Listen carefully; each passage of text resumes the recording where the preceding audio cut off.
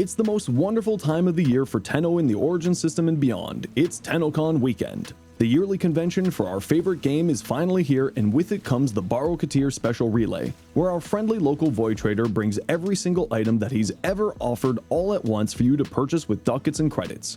Today we're going to cover the weapons and mods that I personally think that every Tenno should grab if you don't already own it, to try to help you all in planning out your purchases so you can level up your builds and playtime in Warframe. Keep in mind that this is just my own personal recommendations to try to help you with what I think you should focus on, but as always you should grab whatever makes you happy, and if you're a collector like me, make sure to pick up anything else that catches your eye. Before that though, let's cover how you can access the special relay, how to get Orokin Ducats, the currency you'll need to buy items from Baro for our newer players, some disclaimers on my recommendations, and then of course get into those recommendations. I'll also include chapters to make your life a bit easier in finding the different things and categories. Most importantly, you'll need to buy the TennoCon 2026 digital pack in order to access the Baro Ki'teer TennoCon Relay. This is only purchasable for real-world currency, and at the time of writing is $24.99 US dollars or $29.99 Canadian, and can be purchased in the in-game market terminal or via the Warframe's website, where you can also check for your local pricings. The pack comes with 475 platinum, a regal Aya that can be spent at Varzia and Maru's Relay on Mars, the Hunhullus Ephemera, the TennoCon 2026 glyph, sigil, display, and emote, and of course the Baro Relay ticket itself. This is in my opinion worth its price, if anything, for the platinum and regal Aya, which basically pays for the pack itself, and everything else is free goodies for you to enjoy, making this in my opinion worth the investment, but spend your money how you'd like to. The relay is around from July 11th at 11 AM Eastern until July 18th at 11 AM Eastern, and just for reference that's the same time zone as Toronto or New York to help you Google what time that is in your local time zone. Next, the main currency you need to purchase items from Baro is called Orokin Ducats, which can be earned via trading in prime parts and blueprints to the terminals in the center room of any non-Maru relay. If you're having a hard time finding the terminal, it'll always be in the same room as where Baro is, so just wander around in there and you'll find it in no time. It's probably hiding behind the horde of other players, so just look for the crowd and you should be fine. If you're super new to the game, prime parts and blueprints can be farmed in Void Fissure or Void Storm missions, where you and each of your squad mates bring in a single relic each, collecting reactant that drops from corrupted enemies to open the relic, and at the mission checkpoint in Endless missions or at the end of the mission for non-Endless missions, you'll get to select one of the items that you and your squad have opened from the relic and rinse and repeat. If you're really hungry for ducats, Capture Void Fissure missions are typically the fastest relic mission out there, so keep an eye out for those specifically. Generally speaking, common rank items aka bronzes are worth 15 ducats, uncommons aka silvers are 45 ducats, and rares aka golds are 100. There are a few rare exceptions to that, and if you scroll over the item you can see how many ducats they're worth before you select them in mission. Don't forget that you can upgrade your relics to higher tiers with void traces to increase the likelihood of getting uncommon or rare drops, which might be wise to increase your ducat income for the relay. You'll also need credits, which there's a ton of great guides out there how to best and easily farm credits to help you with that side of things. Also, one really helpful tool for planning out your shopping is that the Warframe wiki lists all the items that Baro's ever brought and thus brings with the relay. You can select each item in the list, highlighting them, which adds them to the list, and at the bottom of the page before the comment sections, you can see how many ducats and credits you'll need for all the selected items, which is just a handy little tool to make your life easier. You can also sort it by each category if you'd like to. Okay, now onto the quick disclaimer. Everything is up to date to the best of my knowledge before the relay opens, as I'm currently at the time of this video going live on a train on my way to TennoCon myself. So if you see me there, make sure to say hi, I'd love to meet you. If they've added in any new items or mods to this special Baro trip, or the normal Baro trip that's happening at the same time, I of course won't be able to tell you about it as I'm making this before the relay is open. So keep that in mind, but I'll do my best to include that in a pinned comment on this video once I know about it. The other is, for the sake of all of our time, I'm only going to be going over the items that have in-game mission impact. I won't be covering the tons of cosmetics, the enemy boss beacons, the various decorations, what have you. Those are things that you should grab if you want to, if you have the spare resources, or if you like the looks of. Follow your heart with those. Fashion is the true endgame anyway, and IKEA frame is a dark art only done by the most insane. However, one thing to keep in mind is that he brings all of the different boosters in 3-day variants, which if you buy multiples of, will increase the duration of them. So if you buy 2 affinity boosters, they'll last for 6 days rather than 3. I know a ton of players who save up ducats all year just to buy a full year of boosters at the Baro Relay. These are very useful to have, but you can buy most of them for platinum, so stock up on them if you'd like to. They're very useful, but you can grab most of them later on for platinum if you need to focus your ducats and credits on something more important. One thing to keep in mind is that mod drop chance boosters basically only come from Baro or rare rewards from in-game activities and can't be purchased with platinum, so they're a bit of a special case and might be worth stocking up on. But that said, if you don't have a resource booster active right now, it might be worth picking up one of those right away to improve your void traces drops, so you can increase the likelihood of getting uncommon and rare prime parts and blueprints by upgrading your relics before you open them, which, as we said, are worth more ducats and thus may be worth the initial investment to better your overall ducat farming for the relay. And the same goes for credit boosters, since you'll also need credits to buy these items from Baro. With that out of the way, let's go over the items he has in my recommendations. There's one companion that he offers, being the Prisma Shade, which can be quite good and has a lot of synergies with caster focused builds, but there's also a prime version of it which is generally superior to the Prisma. However, don't forget that companions come with their weapon, so you'll also get the Prisma Burst Laser, and if anything, it's worthwhile to pick it up for the 9000 mastery combined that you get from the Burst Laser and Shade. Baro also has some relics that are specific to him, unless of course they appear in a prime resurgence, which can happen from time to time for some of them. I'd recommend on stocking up on some of these if you need any of the primes contained in the relics, but as always that can sometimes be a bit of a gamba, so you may want to hold off on picking up relics until you've grabbed some of the more important things. He also tends to bring one of these relics each time he shows up, so while it's not always guaranteed what will be in store with his bi-weekly trips, it's a fairly safe thing to wait on these if you need to. These special relics contain the prime parts and blueprints for Volt Prime, the Odinata Prime Archwing, the Lex and Aklex Prime, the Magnus and Magnus Prime, and the Vasto and Vasto Primes. And just for your information, the single Lex, Vasto, and Magnus Primes are also available outside of Baro's special relics, depending on the current vaultings and resurgences, but the combined versions are, to my knowledge, Baro exclusives. Let's get into the weapons that he has that I'd recommend that you pick up. Firstly is the Prisma Gorgon, Prisma Angstrom, Prisma Skana, and Prisma Obex. All of these weapons have incarnate adapters, which really brings them up to the next level of power and are all fantastic choices. They're great in the lower levels without the incarnate, but that really does bring them into endgame viability and power. The Zylok also has an incarnate adapter, but there is a prime version, so maybe it's worth picking up, but that's up to you. And while the Gotva Prime doesn't have an incarnate, it's a weapon that I personally think is really strong, so I'd recommend grabbing it before some of the others. The Prisma Lens just got a pretty big buff while using the new Arcane Primary Compression, so I definitely prioritize that as well. It's pretty good. The one Archgun that Baro sells, the Prisma Dual Decurions, are very strong, so I'd recommend that too, especially if you're doing Elite Temporal or Deep Archimedias, which sometimes has the special mission modifier needing Archguns, and these are definitely considered one of the more powerful Archguns in the game. From there, I'd grab weapons that, while don't have incarnates, are still good into the late game, being the Vasilok, Veracrez, Prisma Oma, Prisma Dual Cleavers, Supra Vandal, Prisma Grigada, and Halakar Wraith, all of which are fantastic in the early game and have endgame potential, and each have their own unique playstyles. There's also a single arc melee, the Prisma Veritux, which can be quite good, and it's something I'd consider picking up. The Opticore Vandal can be earned from doing the Thermia Fractures event that shows up every couple of weeks, so I'd recommend farming it there, as that version comes with a weapon slot and Orokin Catalyst, saving you 26 platinum in the future.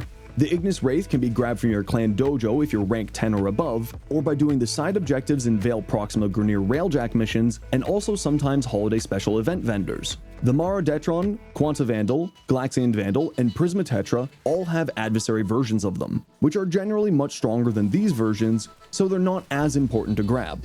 The other weapons available are the Prisma Twin Gremlins, Machete, and Grinlock, the Pruva Vandal, and the Machete, Volcar, and Viper Wraiths. These just mentioned weapons have potential, but at least in my opinion aren't super necessary to grab if you're running low on resources. And here it is in list format for you, and I'll give you a few seconds to pause and grab a screenshot. Remember, this is just my opinion on what I think you should prioritize for these weapons, but if any of these tickle your fancy over others, do what makes you happy, because at the end of the day, that's what video games are all about. Don't forget that all of them are worth mastery rank as well, so if you've got the spare ducats and are hunting down mastery, it might be wise to grab some of the ones that I mentioned to farm, because different versions of weapons each give mastery separately. Alright, now we're on to the marathon of mod options. This is where I'd recommend to spend most of your ducats, as these mods are major force multipliers in Warframe and will take you to the next level of damage and survivability. We're first going to go over Warframe and companion mods, then primary weapons being shotguns and rifles, secondary, melee, and then whatever's left after that.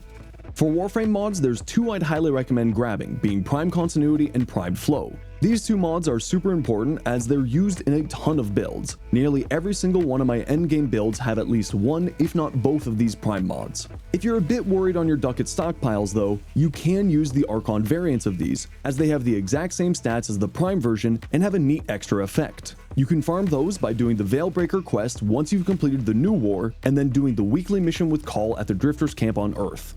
They do cost a bit more mod capacity than the Prime variants, and that can mean the difference between needing to form a frame or not, and that's usually the reason why I go for the Prime versions over the Archons. There's also Prime Redirection, which is a must-have mod if you're someone like me who loves shield tank frames like Hildren, Caliban, Horo, or to play into Styanax's passive, giving you more critical chance based off of your shield values, and since he just got primed himself, might be a smart grab for him. There's also one companion mod that I personally think is a must grab, being Primed Animal Instincts, because of the utility it brings you in mission with its enemy and loot radar. Having enemy and loot radar makes it much easier for you to plan how you're moving around in missions, and once you're used to using your radar more, you'll notice a major increase in your effectiveness in missions. The other two primed companion mods, Primed Regen and Primed Pack Leader, are nice to haves, making your companions more survivable through healing and overguard generation in the case of Pack Leader when you're using a melee weapon, and quicker respawns with Primed Regen, both of which can be especially useful depending on your builds, but aren't 100% necessary, so you could skip over these if you're concerned about ducats. There's also two meme mods, Peculiar End and Peculiar Audience, which are just for the funny, so grab them if you feel like it, but they're not needed at all no matter how much my comment section is probably telling me right now that they're needed. And again, let me give you the list for this section and give you a few seconds to screen grab if you wanna. Shotguns and rifles have a ton of mods between the two of them, so I'm gonna separate them to make your life a bit easier. First up is shotguns. The first mods I'd pick up are Prime Charge Shell and Prime Chilling Grasp. These two are just fantastic and will drastically increase the damage of all of your shotguns. From there, I'd grab Prime Point Blank and Prime Ravage to increase your regular damage and give your critical base shotguns a major boost. Next, I'd think about grabbing the Cleanse Faction mods, which are a major damage increase as they're multiplicative damage boosts, but are something that not everyone, including myself, like to use because honestly, I'm too lazy to swap my mods around every mission, but when used properly, they'll drastically increase your damage and are very good, so while I don't like to use them personally, they're still a good choice to pick up if you'd like to. And lastly, I'd grab the utility mods like Prime Counterbalance, Ammo Stock, Tactical Pump, and Shotgun Ammo Mutation. They can be helpful on some builds, but I won't lie, I very rarely use any of these. Otherwise, he has Shell Shock and Scattering Inferno, which are both farmable in-game, but can be a bit frustrating to farm if you don't like their mission types. He also has Sweeping Serration and Full Contact, but I'd probably skip them if you need to save ducats, because IPS mods just aren't that great at the time of recording. Both are also drops from the Eidolon bosses in the Plains of Eidolon, so they are farmable if you feel like it.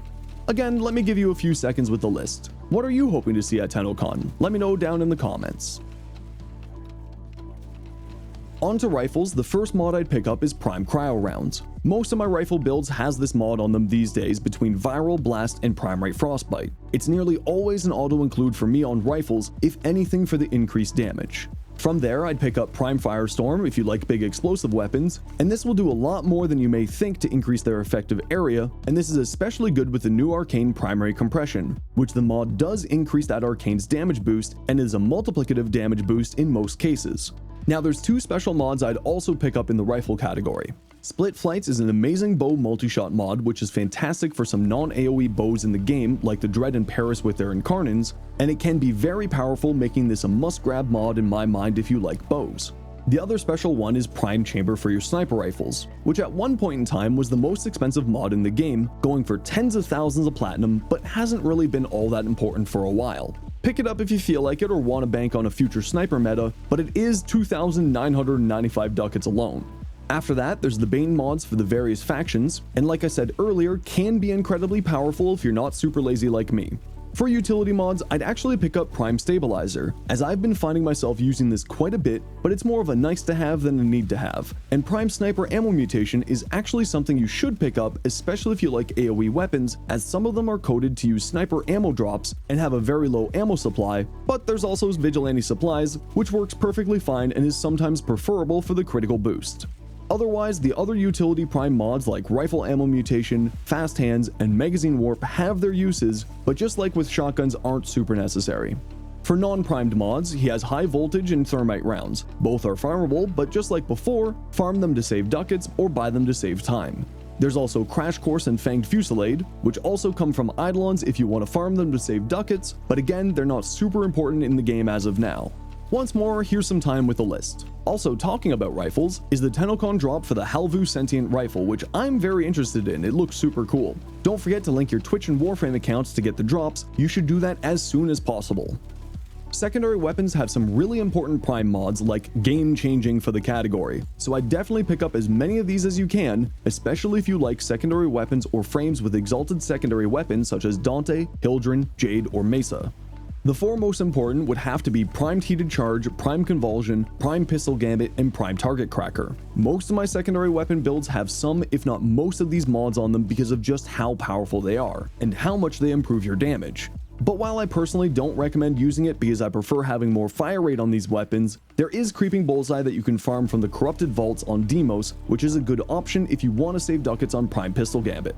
From there, I'd pick up Prime Fulmination to increase your AoE secondaries radius massively. Unlike shotguns and rifles, one of the Elemental 6060 mods are Baro exclusives and not farmable, being Jolt, so I definitely count this as a must-grab mod. Just like the other weapon types, there's also the Expel mods to increase your damage to the various factions if you like those. And again, of the utility primed mods, I'd grab Prime Steady Hands, which I personally enjoy. And Prime Pistol Ammo Mutation can be helpful, especially on some of the weapons that have low ammo supply, like the Angstrom or the Icarius. Primed Quick Draw and Prime Slip Magazine aren't as needed, but still can be useful in some cases.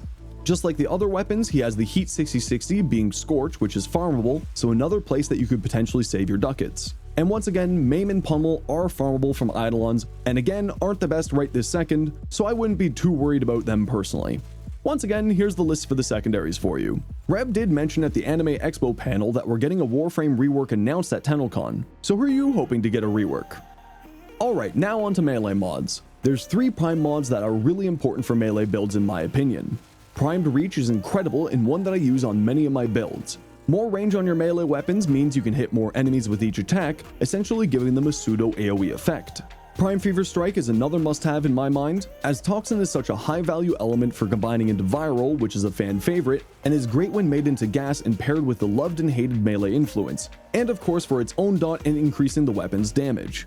The last of the important prime mods is Prime Pressure Point, which depending on the weapon and loadout can be incredibly powerful. But I will say many players swear by Condition Overload, so you could skip Prime Pressure Point if you really need to, but I'd still recommend picking it up as it has its uses. Just like pistols, the Electric 6060 for Melee's Voltaic Strike is a Baro exclusive, and because of the power that is melee influence, I'd highly recommend prioritizing this as well. Then there's the Smite mods if you like faction mods, and Primed Heavy Trauma can be useful, but honestly it's kinda skippable because of how niche it is if you need to save the ducats. There's also 3 special mods for thrown melees like the Glaive Prime or Zorus, being Combo Fury, Combo Killer, and Mark of the Beast, all of which are Baro exclusives. You don't see these being used too often these days, but they can be pretty good with some weapon combinations, but are kind of niche, so again, a possible spot you can save some ducats if need be. From there, there's 3 stance mods that Baro offers: Astral Twilight, Vermilion Storm, and Temple Royale. Melee stances are incredibly important in Warframe as each will have their own different attack patterns and even damage values, so make sure you have as many as you can if anything for build diversity. But they're also farmable in game, so you may not need to pick them up from Baro if you're happy to invest the time into it. But I will say the farms for these are a bit annoying, just as a heads up, so it might be worth picking up if you like these kinds of weapons. He also has Volcanic Edge, the Heat 6060 for melees, but again that's farmable, so maybe you want to save some ducats here. Just like the others, Buzzkill and Collision Force are also available but also farmable from Eidolons, so skip them if you feel you need to. And again, here's the list for all of the melees. Oh, don't forget that the Mesa Heirloom is coming on the 11th as well, and Mesa Prime's the drop for 10 Alive. I really like the heirloom with the poncho, so I can't wait to hit random on fashion until I get something that looks good, or steal fashion from my stream community. And finally, we have a few prime mods for Archwing and Arc weapons, which now with the Archgun double arcane buff that happened last year, are actually pretty good to use in normal missions, and like I said earlier, are even necessary for some of our endgame weeklies like Temporal or Deep Archimedia, which occasionally have a modifier where you need to use your Archgun. I'd pick up Prime Rudo Line Barrel and Prime Dual rounds first, as they're good on any arc gun, and Prime Combustion rounds and Primed Venomous Clip for elemental damage, which both are good to grab as well for their significant damage increase over their normal versions. Prime Deadly Efficiency and Prime Morphic Transformer are both good choices but less important, and Primed Ammo Chain can be useful, but I'd prioritize the others first. And here you go, here's the list for the Archgun and Archwing stuff, and while I'm doing the outro, I'll pull up the list for each section for you again just in case you missed it the first time. Alrighty, so there you have it. Those are the things I'd recommend you grab from the special TennoCon 2026 Baro Ki'teer Relay. As I said at the start, it'll be available from July 11th until the 18th to access the relay and pick up all your goodies once you own the digital pack. So make sure to stock up on what you need, get as many boosters as you can, grab the cosmetics and decorations that make you happy, and let me know what cosmetics or decorations you'd recommend to your fellow Tenno in the comments. Is there a specific one you think every Tenno should own? I'd always recommend picking up the color palettes he has because they have some pretty awesome options in there. And of course, you can never go wrong with some more domestic drones for your orbiter. A like on the video is always appreciated, and as always, sub for more tips and swing by my stream if you need any help. Happy TennoCon, everyone!